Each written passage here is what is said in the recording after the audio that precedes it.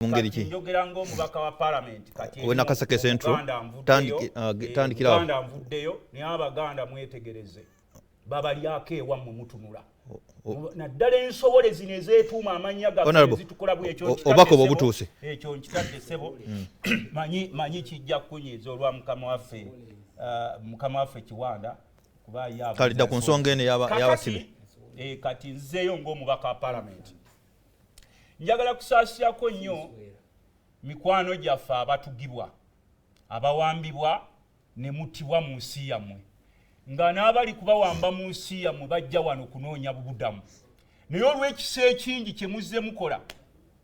ne badateekinga for granted nti wano si wamu abaali bannyini nsi mugenda kukifuuwa nga mukiza munda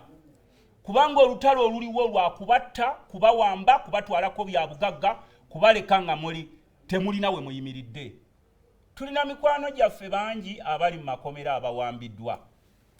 ng'ekibawambisa nti bawagira President Robert Kyagulanyi Ssentamu si kirala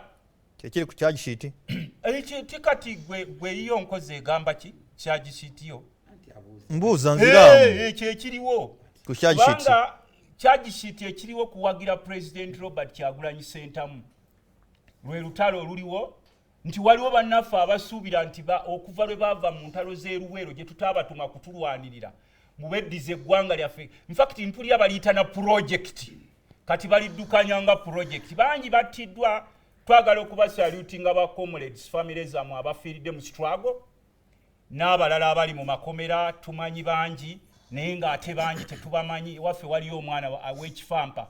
babadde bamuwamba bamuyisiza buya komyuta kyategeera nakutegeera amaze weeks 3 mu buwambe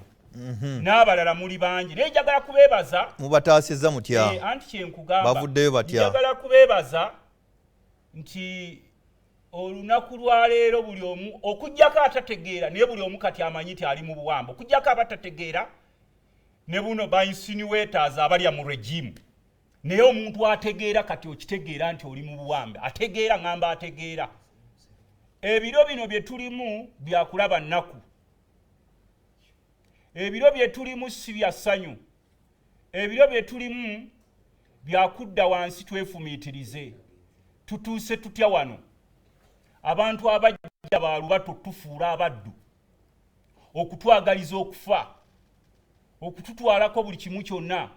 nga tewakyaliwo kwogerera kati waliwo nawulidde mwe mugamba nti tuteese yalese kiteeso yasoose honorable Abed Wali ye tannaba kwogera tuteese naani era kuki